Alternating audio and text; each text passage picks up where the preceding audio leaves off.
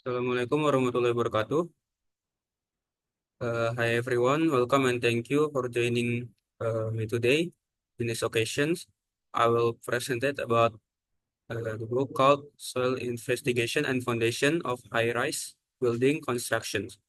Especially in here, I will talk about the introduction part. Oke, yang pertama, eh, ini untuk judulnya Investigasi Tanah dan Fondasi Konstruksi Gedung Bertingkat Tinggi. Jadi saya akan membahas bagian tentang pendahuluannya. Yang pertama itu adalah mendefinisi dan pentingnya investigasi tanah.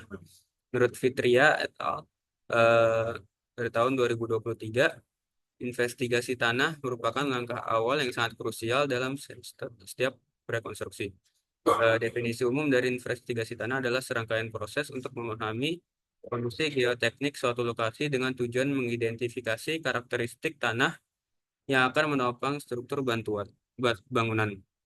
Investigasi ini bertujuan untuk memperoleh data mendetail tentang sifat fisik dan mekanik dari tanah. Menurut Prayogo dan Saptawati pada tahun 2017, pentingnya investigasi tanah ini tidak dapat diabaikan karena hasil investigasi ini akan mempengaruhi seluruh perencanaan dan desain dari fondasi bangunan tersebut. Dengan mengetahui sifat-sifat tanah ini, insinyur dapat memilih jenis fondasi yang tepat, aman, dan ekonomis. Jadi tidak ada terjadi kegagalan seperti settlement atau penurunan tanah dan potensi kegagalan struktural bangunan lainnya. Selanjutnya, yang kedua, pengaruh kondisi tanah terhadap struktur gedung. Kondisi tanah memainkan peran krusial dalam desain dan kestabilan struktur gedung, terutama pada bangunan bertingkat tinggi. Dan variasi dalam sifat tanah itu termasuk jenis, kepadatan, konsolidasi, dan daya dukung, menciptakan tantangan tersendiri dalam perencanaan dan desain struktur.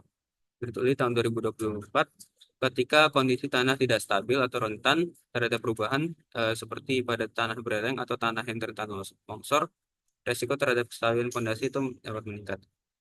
Tanah yang tidak stabil itu dapat menyebabkan gaya lateral berlebih dan respon dinamis pada struktur yang berujung pada kerusakan dan kegagalan struktural jika tidak diperhitungkan secara tepat. Selanjutnya yang ketiga, tahapan investigasi tanah dalam proyek konstruksi.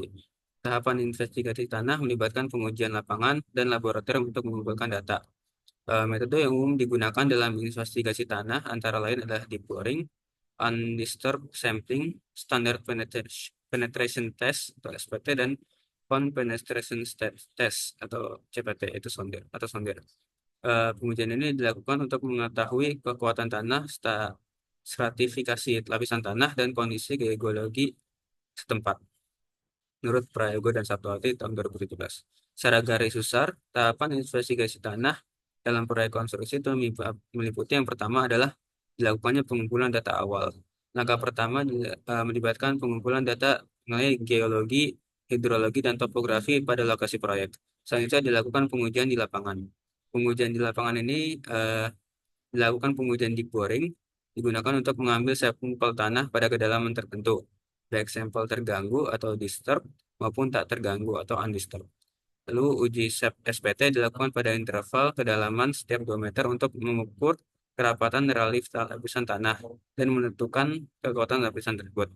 Nah, SPT yang diperolehkan akan membantu menentukan kedalaman lapisan tanah keras yang digunakan dalam eh, sebagai penopang fondasi dan dalam perencanaan fondasi nantinya. Selanjutnya yang ketiga, dilakukan pengujian pada laboratorium. Sampel tanah itu diambil lalu dilakukan pengujian dalam laboratorium. Pengujian ini nantinya akan mendapatkan analisis sifat mekanika teknik seperti kohesi, sudut geser, konsolidasi, serta indeks spasi tanah atau Atterberg limits. Data ini nantinya akan digunakan untuk menghitung daya dukung dari fondasi sesuai dengan jenis tanah di lokasi pada proyek. Yang keempat, dilakukan analisis data dan rekomendasi dari fondasi. Setelah semua data di lapangan dikumpulkan dan dianalisis sesuai dengan kekuatan tanah pada kedalaman yang berbeda, eh, berdasarkan hasil analisis ini, kita dapat memilih apakah rekomendasi yang sesuai untuk digunakan pada bangunan tersebut.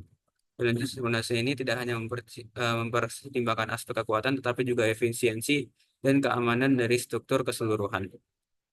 Tahapan ini penting. Jadi di sini ada contohnya dalam investigasi untuk proyek iradator pada tanah di Serpong. Pengujian boring menemukan lapisan tanah keras pada kedalaman sekitar 32 meter dengan nilai SPT 16. Temuan ini menunjukkan sesuainya struktur untuk menggunakan fondasi board pile yang dapat menopang beban dengan baik tanpa menyebabkan penurunan yang signifikan. Di sini untuk eh, contohnya ini berdasarkan artikel dari Prayogo dan Saptowati pada tahun 2017. Selanjutnya ke poin keempat, yaitu konsep dasar fondasi gedung bertingkat tinggi.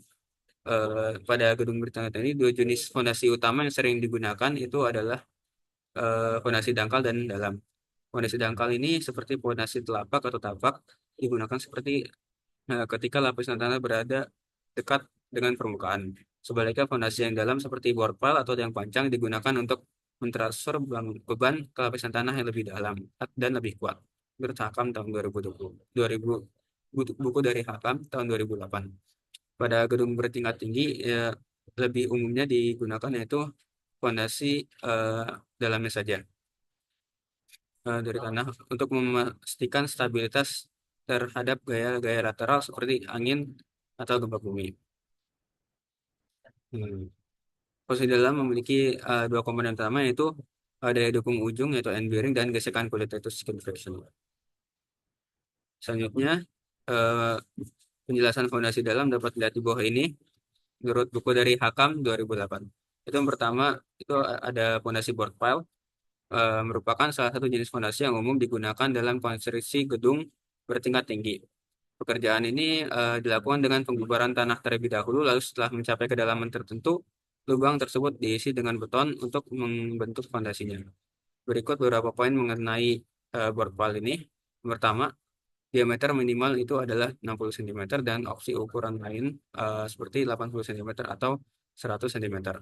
Kedalaman minimum dari board pile itu sekitar minus 22 meter, namun bisa lebih dalam tergantung pada karakteristik tanah yang ditemukan.